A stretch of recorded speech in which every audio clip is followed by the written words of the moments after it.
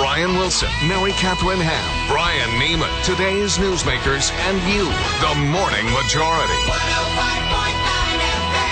And AM 630. WMAL. 7:07 on the Morning Majority. Brian Neiman and Brian Wilson are off and away, but Jimmy Pethokoukis is here with me from the American Enterprise Institute to keep me hanging on this morning. How's it going? Working hard. I'm doing the job of two men. Indeed. Yes. And I gotta say, when you get up at 2 or 3 and you come to work, it's the little things that keep you going. And I was pretty excited when I realized that we were going to have Tom Bevan on at 7:07. Bevan at 7:07. The mere rhyme is enough to keep me going. Yeah, no offense, but it's really the rhyme. Right.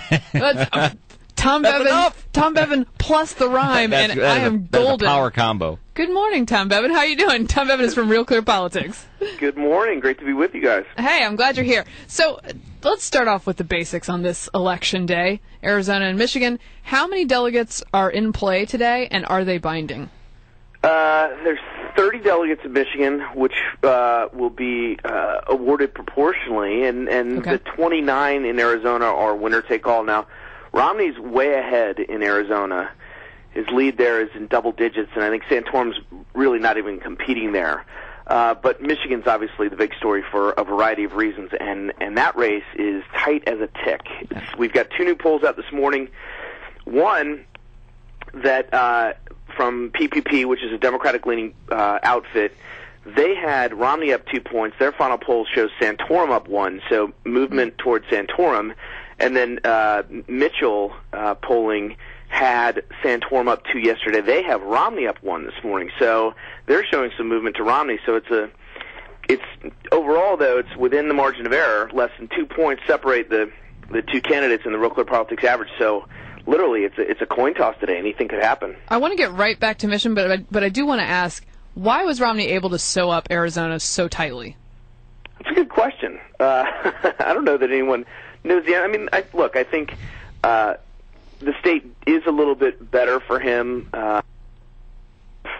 It has a Mormon population in Mesa. We saw that express itself during the debate last week when Santorum was sort of booed. He had sort of a home crowd there.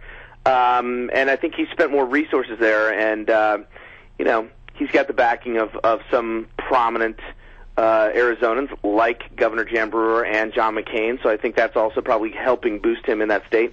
And the other candidates really haven't competed there, so you put all those things together, and it shows why he's been able to extend his lead. Hey, Tom, back in Michigan, how big, and will this be decisive, is the Kid Rock factor for Mitt Romney? The Kid Rock factor? I don't know. I will say this, though, Jimmy, that there's been a lot being made of the fact that Democrats are now organizing and trying to, have something like an Operation Chaos. They're going to cross over and vote for Rick Santorum. Our national political reporter Scott Conrad wrote about that yesterday. Has that ever worked when they've tried that? Has that ever worked and been a statistically relevant phenomenon? That's the subject of much debate. I think Larry Sabato of the University of Virginia is quite skeptical that any of that, those kinds of, when parties try the hijinks, any of that mischief ever really amounts to anything. On the other hand, I have heard stories about, especially in Michigan, with the unions, and this is a couple of cycles ago, when they were perhaps a little more powerful than they are now, but still, in a race that is perhaps going to be decided by a point or two, I wouldn't discount it. Would that taint Santorum wins because of that? Is that a tainted Santorum win because he won with the Union Democrats? Well, I will tell you this. This is my prediction, that if Rick Santorum wins by, a point or two, that will clearly be, the Romney spin will clearly be that Democrats put him over the top. And they will try and get as much mileage out of that as possible. Whether that works or not, look, losing Michigan is a big deal for Romney, and it's for a lot of reasons. Obviously, symbolic. It's his home state, and if he can't beat Santorum there, I mean, we've seen a lot of stories circulating about the fact that Republicans are the Republican establishment. They're watching this race intently, and if he does come up short in Michigan, there might be. They might start looking for another candidate. That being said, even if he wins Michigan by a point or two, that doesn't necessarily make things all roses again for Romney. I mean, he's still going to have a really long slog to 44 delegates that he needs, and with California and Texas sitting out there in June, you would expect the race at least to go that far. We're talking to Tom Bevan with Real Clear Politics about what's going on in Michigan today. I want to ask you about, I don't think that post-loss spin would work real well for Mitt Romney about Democrats putting Santorum over the top, but Santorum has lent some credence to that with this robocall to Democrats. Tell me about that. I'm sorry, ask that again, Catherine? Santorum has lent some credence to Mitt Romney's post-loss spin, if he were to make it, by making this robocall to Democrats. He's trying to get Democrats out for him with this robocall talking about the auto bailouts. Yes, I mean he's courting Democrats. I mean he's kind of courting. He's open to this idea of having people cross over and vote for him. And again, that's probably. I'm sort of with Jimmy in this. I'm pretty skeptical that this is going to amount to much. Mm-hmm. But again, if it's a close race, it could make a difference. We'll have to wait and see. I mean, it's going to be really interesting. I expect it's going to be a very long night tonight, and we will not be getting a call on this race until well into the evening. It'll be everyone's going to be up all night. Right. Are there certain demographics that you are seeing movement in the polling that are interesting?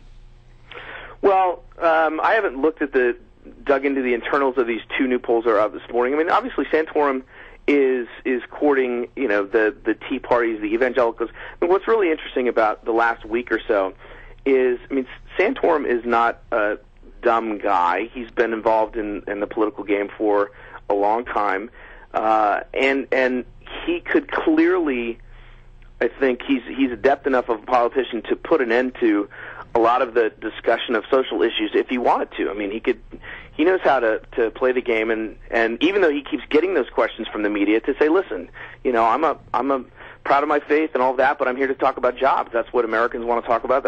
And he's clearly not done that. He continues to sort of make statements that keep social issues at the forefront. So it's clearly working for him on a certain level. I mean, he's making a connection with that sort of Tea Party, the religious evangelical base, and at the same time, though, I mean, it is becoming an issue for him, and people are talking about the fact that this is something that could potentially hurt him in the general election with independent voters who are open to voting for people of considerable faith. I mean, George Bush obviously won twice, but who have more of a soft touch about it. I mean, Santorum is really sort of the language that he uses. I mean, the concern would be the general, which is, I'm sure, as you mentioned, the establishment is watching this very closely.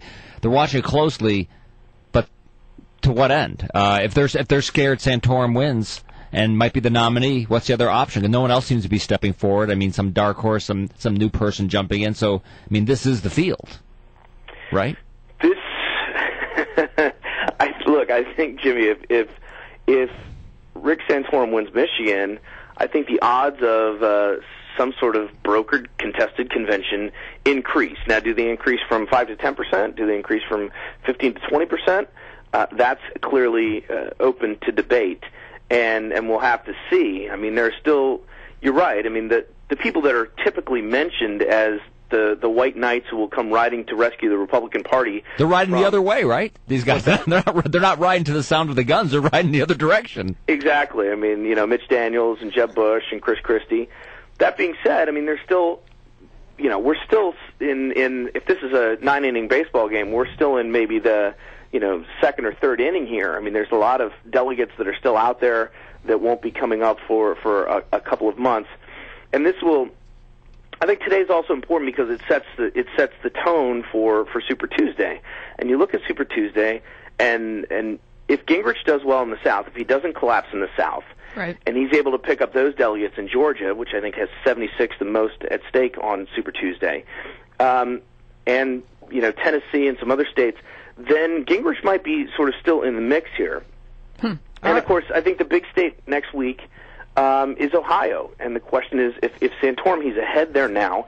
If Santorum can win in Ohio on Super Tuesday, that's going to strengthen him and his claim that he's now picked up all of the states, will have picked up all of the states in the Midwest, and that leaves Romney with a couple of states in the East and a couple of states in the West, but a big void in the Midwest and the South. All right, Tom. Well, we will be watching the game tonight and see who comes out ahead. We appreciate